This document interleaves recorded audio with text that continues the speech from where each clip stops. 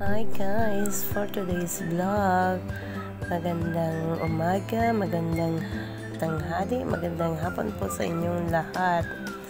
No Pangasinan kayo, masantos ya kabuasan, masantos ya ugto, masantos ya ngarang madsig kayon, amen.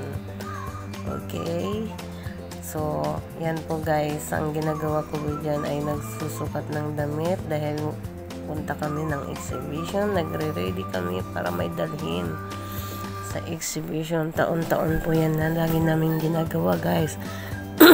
Anong nangyari sa boses mo? Sabay ganon ha? So mabalik po tayo. So guys, yan lang naman ang aming ginagawa kasi tuwing Ramadan, tuwing second Eid nila, laging mga tradition ba nila na magpagandahan ng mga damit, ng kung anong isusuot nila. Parang sa atin, taon-taon tayong nagpapalit guys. So yan, ngayon naman ako'y nasa kusina dahil plano kong magsampay. So tuwing hapon po guys, tapos ng work yan, kung hindi ako'y nakatambay sa kusina, ako'y magtatambay sa kwarto guys. Yun lang palagi ang aking lifestyle. O diba? O sige, sampay ka dyan. Kasi dami-dami mo kasing bihis ka ng bihis, yan tuloy. O diba?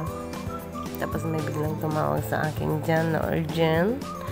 So yan ay nagluto po ako ng inihaw na talon. Tapos mayroong nilagyan ko pa ng sibuyas, kamatis, etc. O diba? Charot. Tapos may pasayo-sayo ka pa dyan ha. May nalalaman ka pa. So yeah, naginom ka pa. Ang lason niya, may pahirit ka pa, sige. Lason pa more. May pa-soft drinks ka pa dyan, ha? Ay, nako. O, diba? Ayan ka na naman. May pakain na, carrots. O, tapos yan, guys. Nagprito ako ng talong dyan. Ay, no. Tingnan mo. Mali tayo, guys. O, diba?